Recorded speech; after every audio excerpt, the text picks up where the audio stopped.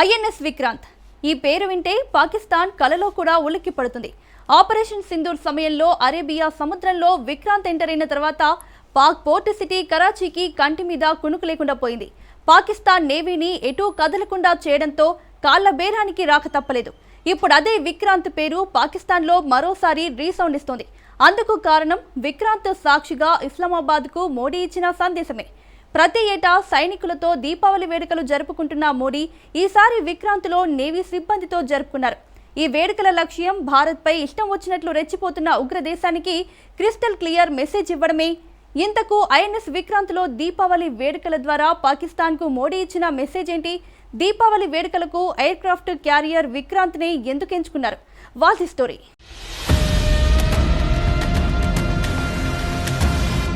భారత్పై రెచ్చిపోతున్న పాక్ విక్రాంత్ను గుర్తు చేసిన మోడీ.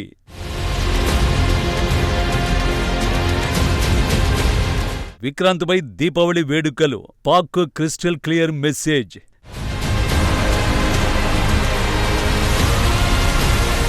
విక్రాంత్పై వేడుకలతో పాకిస్తాన్కు మోడీ మార్క్ మెసేజ్ ఏంటి? I advise and firmly caution the Indian military leadership that there is no space for war in a nuclearized environment. Settle the core issues with Pakistan as per the international norms on the basis of equality and mutual respect. We will never be intimidated nor coerced by your rhetoric and shall respond decisively beyond proportions to even a minor provocation without any qualms. 2 రోజుల క్రితం Pak army chief హద్దుమీరి చేసిన వ్యాఖ్యలే ఇవి. పాకిస్తాన్ తన శక్తి సామర్థ్యాలను పెంచుకుంటోందని, భారత భౌగోళిక భద్రతను దెబ్బతీయగలమని నోటికొచ్చింది పేలాడు. Nuclear వాతావరణంలో ఇండియా జాగ్రత్తగా ఉండాలంటూ బెదిరింపులకు దిగాడు. భవిష్యత్తులో ఏ విధమైన దాడులకు పాల్పడినా ఊహకందని విధంగా భారత మిలిటరీ ఆర్థిక వ్యవస్థపై దాడులు చేస్తామన్నాడు. యుద్ధం తర్వాతి పరిణామాలు భారత్ మోయాల్సి ఉంటుందని రెచ్చిపోయాడు. భారత్ చేపట్టిన ఆపరేషన్ సింధూర్లో తామే విజయం సాధించామని వాదించాడు. దీపావళి వేడుకల సాక్షిగా బెదిరింపులకే మోడీ మాస్ కౌంటర్ ఇచ్చారు. ఐఎన్ఎస్ విక్రాంత్ పై నేవల్ సిబ్బందితో వేడుకలు చేసుకోవడమే కాదు, విక్రాంత్ గుర్తొస్తే పాక్ వణకాల్సిందే అంటూ ఆపరేషన్ సింధూర్లో ఓడింది ఎవరో గుర్తు చేశారు. విక్రాంత్ నే అప్నే నామ్ సే హీ పూరే పాకిస్తాన్ కి రాతోं की नींद उड़ा दी थी.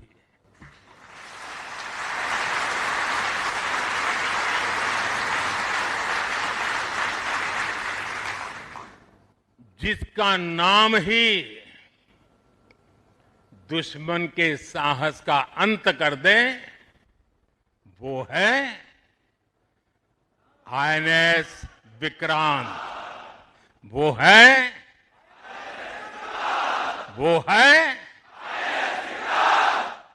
ఐఎన్ఎస్ విక్రాంత్ పాకిస్తాన్కు నిద్రలేని రాత్రులు మిగిల్చింది అన్నది మోడీ ప్రౌడ్గా చెప్పిన మాట. భారత రక్షణ దళాల సామర్థ్యానికి ఎయిర్ క్రాఫ్ట్ క్యారియర్ విక్రాంత్ను ప్రత్యేకంగా పేర్కొన్నారు. ఆపరేషన్ సింధూర్ సమయంలో ఐఎన్ఎస్ విక్రాంత్ పాక్ను మోకాళ్లపై నిలబెట్టింది. శత్రుముఖుల ఆత్మస్థైర్యాన్ని దెబ్బతీసింది. వారికి నిద్రలేని రాత్రులు మిగిల్చింది.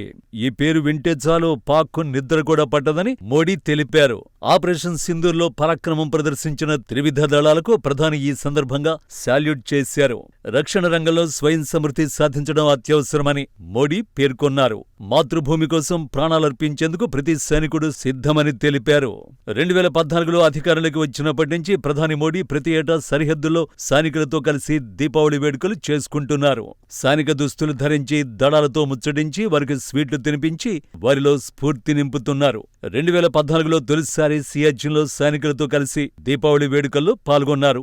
2018లో ఉత్తరాఖండ్లోని ఇండో టిబెటన్ బార్డర్ పోలీసులతో ముచ్చటించారు. 2022లో కార్గిల్లో, 2023లో చైనా సరిహద్దులోని లేప్చా సైనిక శిబిరంలో వేడుకలు చేసుకున్నారు. గత ఏడాది గుజరాత్ కచ్లోని సర్క్రీక్ ప్రాంతంలో విధులు నిర్వర్తిస్తున్న సరిహద్దు భద్రతా దళం, ఆర్మీ, నేవీ, వాయుసేన సిబ్బందిని కలిసి వారితో వేడుకలు చేసుకున్నారు.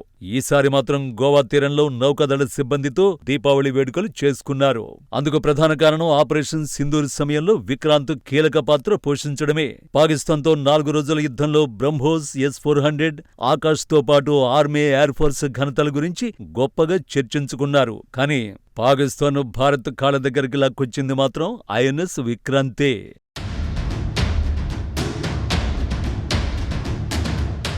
ఐఎన్ఎస్ విక్రాంత్ విధ్వంసానికి కేరఫ్ అడ్రస్, విజయానికి శౌర్యానికి గుర్తు, భారత గౌరవానికి ప్రతీక. మన తొలి విమానవాహక నౌక. బ్రిటన్ నుంచి 1961లో కొనుగోలు చేసిన ఈ నౌక ఎన్నో యుద్ధాల్లో కీలక పాత్ర పోషించింది, మరపురాని విజయాలను అందించింది. ముఖ్యంగా 1971 ఇండో-పాక్ వార్లో విక్రాంత్ వీరోచిత పోరాటాలు అన్నీ ఇన్ని కావు. దానికి అప్డేటెడ్ వర్షనే ఐఎన్ఎస్ విక్రాంత్. నాటి యుద్ధంలో విక్రాంత్ పాత్ర ఒక చరిత్ర. నేటి విక్రాంత్ కూడా చరిత్ర సృష్టించే అవకాశం వచ్చింది. అందుకు తగ్గట్టే కరాచీపై ట్రిగ్గర్ నొక్కేసి విధ్వంసం అంటే ఎలా ఉంటుందో ఉగ్రదేశానికి రుచి చూపించింది. ఈ వార్షిప్ లో 34 యుద్ధ విమానాలుంటాయి. వీటిలో MiG-29K, KMOV-31, ALH హెలికాప్టర్లు, MH-60RC హ్యాక్ మల్టీరోల్ హెలికాప్టర్లతో పాటు దేశీయంగా తయారు చేసిన తేలికపాటి హెలికాప్టర్లు కూడా ఉన్నాయి. సింపుల్ గా చెప్పాలంటే మినీ యుద్ధాన్ని ఎదుర్కొనేందుకు అవసరమైన అటాకింగ్ సిస్టమ్ ఐఎన్ఎస్ విక్రాంత్లోనే ఉంటుందన్నమాట.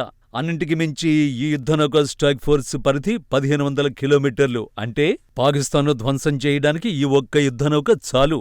అలాంటి వార్షిప్ పాకిస్తాన్పై గురిపెడితే ఆపరేషన్ సింధూర్లో అదే జరిగింది.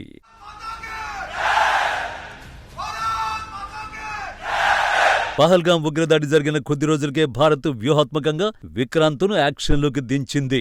ఆపరేషన్ సింధూర్కు యాక్షన్ ప్లాన్ సిద్ధం చేసుకున్న సమయంలోనే అరేబియా సముద్రంలోకి విక్రాంత్ను తన బ్యాటిల్ గ్రూప్తో కరాచీ వైపు పంపారు.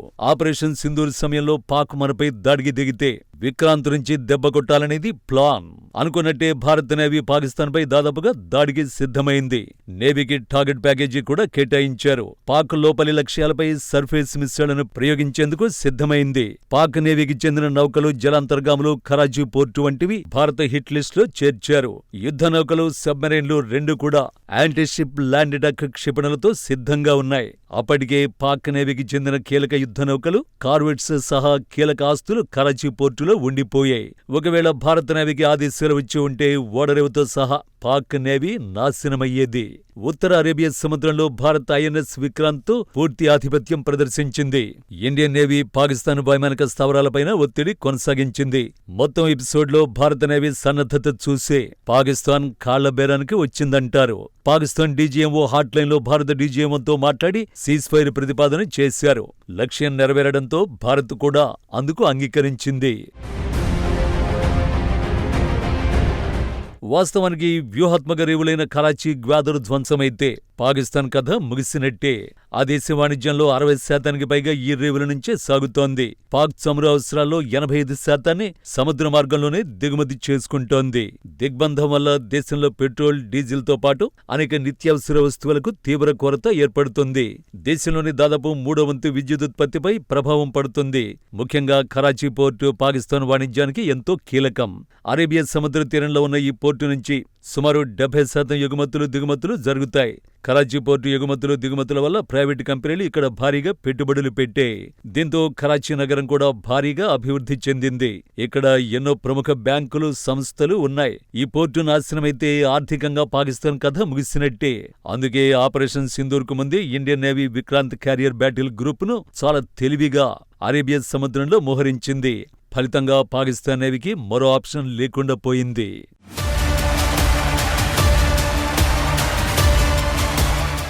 ఆపరేషన్ సింధూర్లో విక్రాంత్ అంతటి కీలక పాత్ర పోషించింది కాబట్టి ఈసారి దీపావళి వేడుకలు నేవీ సిబ్బందితో విక్రాంత్పై సెలబ్రేట్ చేసుకున్నారు మోడీ.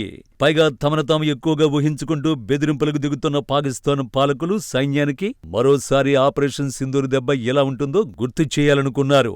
అందుకు నరకాసుర వధ తర్వాత జరుపుకునే దీపావళి కంటే గొప్ప పండుగ ఏముంటుంది?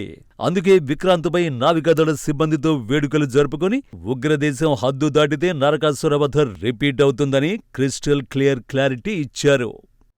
जिसका नाम ही दुश्मन के साहस का अंत कर दे, वो है आईएनएस विक्रांत।